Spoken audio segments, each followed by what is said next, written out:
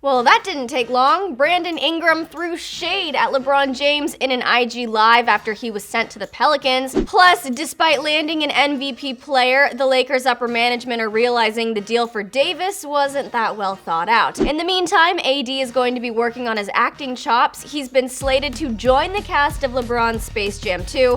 Are we surprised? Let's get to the news. Hey guys, I'm Devin Howard. If you're not following me on Instagram, get on that at Devin Howard, then subscribe to the Fumble, tap the bell for notifications, and give this video a like. Brandon Ingram was traded to the Pelicans along with Lonzo Ball and Josh Hart, all so the Lakers could land another star player in Anthony Davis. But Brandon is making it known that he's not thrilled about his move to New Orleans, and he didn't hold any of his feelings back about it in an Instagram Live. Take a look at the clip here. It seems like he's saying LeBron is bogus.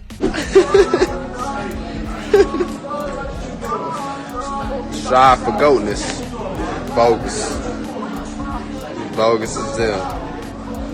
It didn't take long for word of this to spread. After all, it sounds like a pretty harsh slam, and to be honest, Ingram has a right to be a little salty. Sure, getting traded comes with the territory of being a player in the NBA, but it'd have to sting a little to become so personally invested in a team only to have them give you the boot when something better comes along. So of course, everyone was like, it hasn't even been a week and Ingram's already taking shots at LeBron, until a few people started coming forward and saying this clip has been totally blown out of proportion.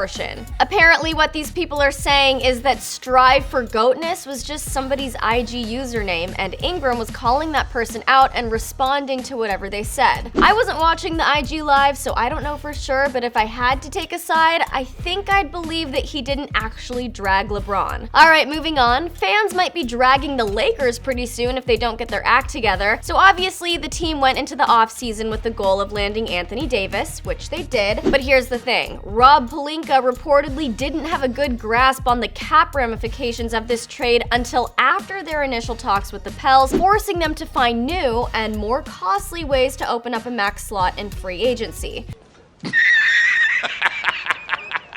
Ramona Shelburne of ESPN's The Jump put it perfectly, saying, quote, "The way this trade was constructed, this should have been first and foremost on their minds as they were talking to the Pelicans. If this was really their plan, that they want to have a third star, this should have been central to the conversations with the Pelicans, and my understanding is that it was not." There's a chance the Lakers didn't feel like they really needed to go over those details because they never did plan on pursuing a max-level free agent this summer, but that doesn't seem likely. And even if that is what happened, Pelinka is supposed to maximize the amount of spending power the Lakers will have this summer, so if none of this came up in conversation, it's not that outrageous to say he's not doing the best job of that. In order to get out of this mess, the Lakers will probably have to part ways with a lot of their roster except LeBron, AD, and Kuzma. It'll be interesting to see how this one plays out. Luckily, both LeBron and AD will have something to take their minds off of the chaos that's going down: Space Jam 2. Yep, just as quickly as he signed with the Lakers, AD has been slated to join the cast of Space Jam 2 alongside other stars like Klay Thompson. The film is expected to start production this summer. No word on how Klay's injury will impact his role,